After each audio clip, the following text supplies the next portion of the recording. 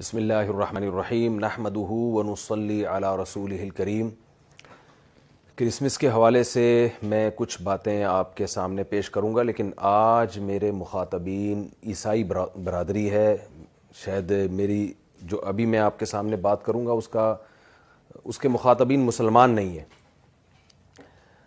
جو ہمارے عیسائی بھائی ہیں ان کا یہ نظریہ ہے کہ حضرت عیسیٰ علیہ السلام 25 دسمبر کو پیدا ہوئے۔ قطع نظر اس سے کہ یہ نظریہ درست ہے یا غلط ہے، یہ تاریخ ٹھیک ہے یا غلط ہے، وہ اگر ایک دن کو سیلیبریٹ کرتے ہیں اور خوشی کا دن مناتے ہیں تو یہ عیسائیوں کا مسئلہ ہے، ان کا مذہب کیا کہتا ہے وہ جانیں، ان کا مذہب جانیں، ان کا کلچر جانیں، اس سے ہمیں بحث نہیں ہے۔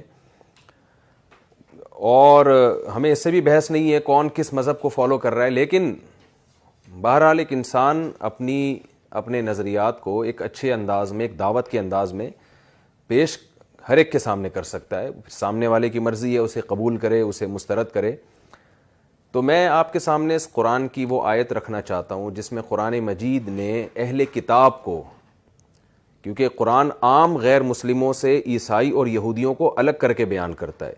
جب قرآن یہود اور عیسائی کے علاوہ کسی سے خطاب کرتا ہے تو ان کو مشرکین سے تعبیر کرتا ہے، کافر سے تعبیر کرتا ہے، لیکن جب یہود و نصارہ سے قرآن خطاب کرتا ہے تو ان کو اہل کتاب، ان کو تھوڑی عزت دیتا ہے قرآن کہ وہ کتاب کو ماننے والے ہیں، تورات اور انجیل کو، بائبل کو ماننے والے لوگ ہیں، اور ان کے لیے کچھ احکام بھی قرآن نے الگ بیان کیے ہیں۔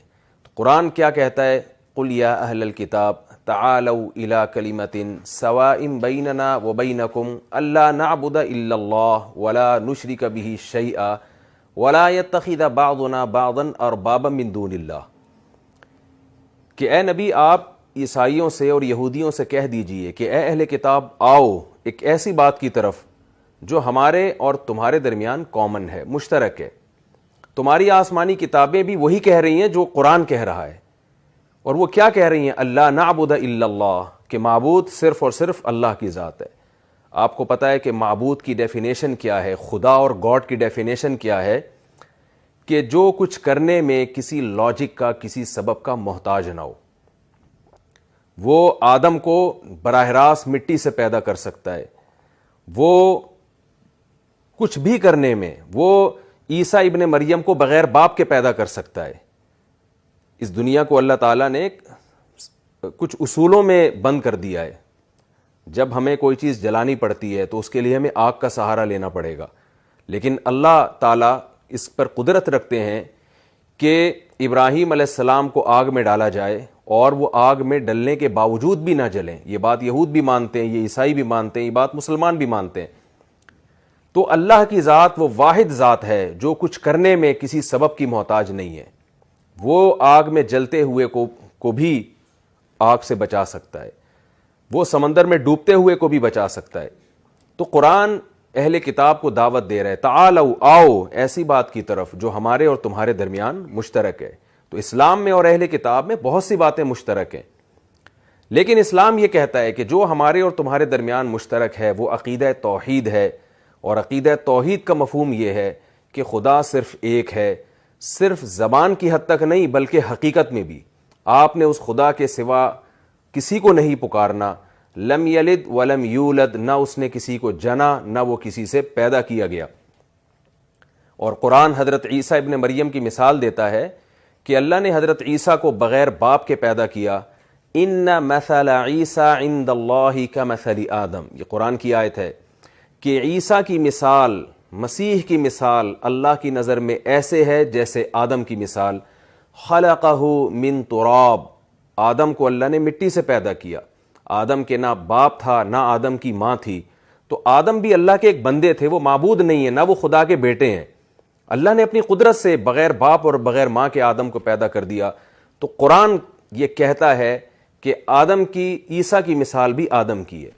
تو عیسیٰ تو پھر بھی ماں سے پیدا ہوئے ہیں، باپ نہیں تھا۔ تو خدا کی یہ قدرت ہے کہ جب چاہتا ہے بغیر باپ اور ماں کے پیدا کرتا ہے، اور جب چاہتا ہے بغیر باپ کے پیدا کرتا ہے۔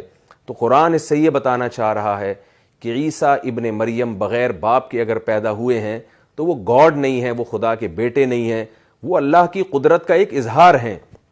وَكَلِمَتُهُ أَلْقَاهَا إِلَى مریم، اللہ نے کلمہ کن کی طاقت سے ان کو پیدا کیا۔ یہ کلمہ کن کی طاقت حضرت مریم کے رحم میں یہ روح پھونکی گئی ہے اور اس کن کی طاقت سے اللہ نے عیسیٰ ابن مریم کو پیدا کیا. اس لیے عیسیٰ ابن مریم کو کلمۃ اللہ کہا جاتا ہے, اللہ کا کلمہ. تو الحق من ربک, قرآن کہتے ہیں حق وہ ہے جو تیرا رب بیان کر رہا ہے. فلا تکونن من الممترین, آپ شک کرنے والوں میں ہرگز نہ ہو. اور پھر قرآن خصوصیت کے ساتھ اہل کتاب کے بارے میں ایک خوشخبری دیتا ہے اہل اسلام کو.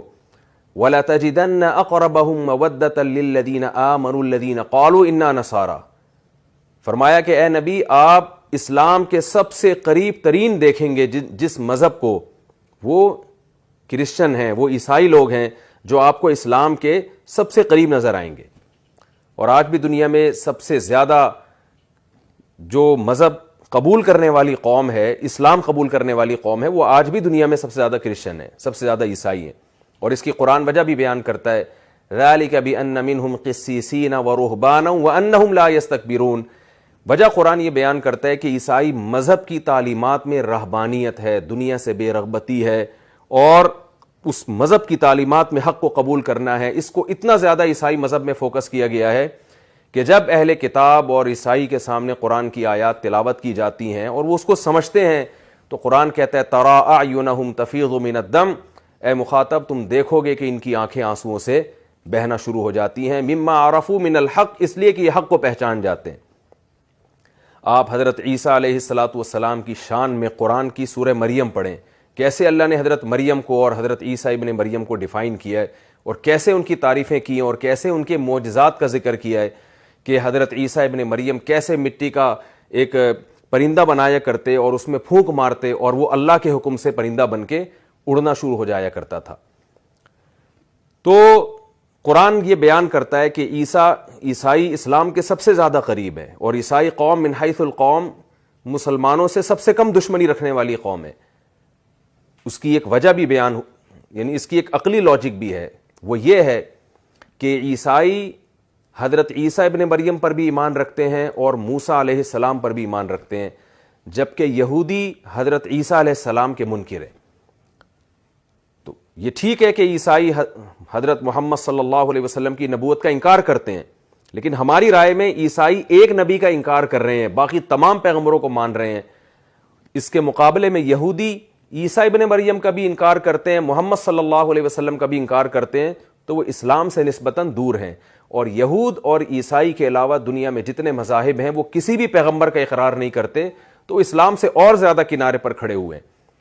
تو قرآن یہ دعوت دیتا ہے کہ مجھے پڑھو, مجھے سمجھو, اور میں تمہیں حقیقی توحید کی طرف بلا رہا ہوں. تو ہم سب کو چاہیے کہ ہم حق کو پہچاننے کی کوشش کریں. میری بھی یہ ذمہ داری ہے کہ جہاں مجھے حق نظر آتا ہے میں اس کو فالو کروں. ہماری عیسائی برادری کی بھی یہ ذمہ داری ہے کہ جہاں ان کو حق نظر آتا ہے وہ اس کو فالو کریں. ہندوؤں کی بھی یہ ذمہ داری ہے کہ جہاں اس کو حق نظر آتا ہے وہ اس کو فالو کرے, کیونکہ قیامت کے دن کوئی کسی قومیت کی بیس پہ اس کی بخشش نہیں ہوگی. قیامت کے دن بخشش اس پر ہوگی, قیامت کے دن اجر اس پہ ملے گا کہ کس نے حق کو فالو کیا اور کس نے حق کے راستے کو چھوڑا. میں اللہ تعالیٰ سے دعا کرتا ہوں کہ اللہ تعالیٰ ہم سب کو حق کے راستے پر چلنے کی توفیق عطا فرمائے, اور باطل راستوں سے اللہ ہم سب کو بچنے کی توفیق عطا فرمائے. وما علینا الا البلاغ.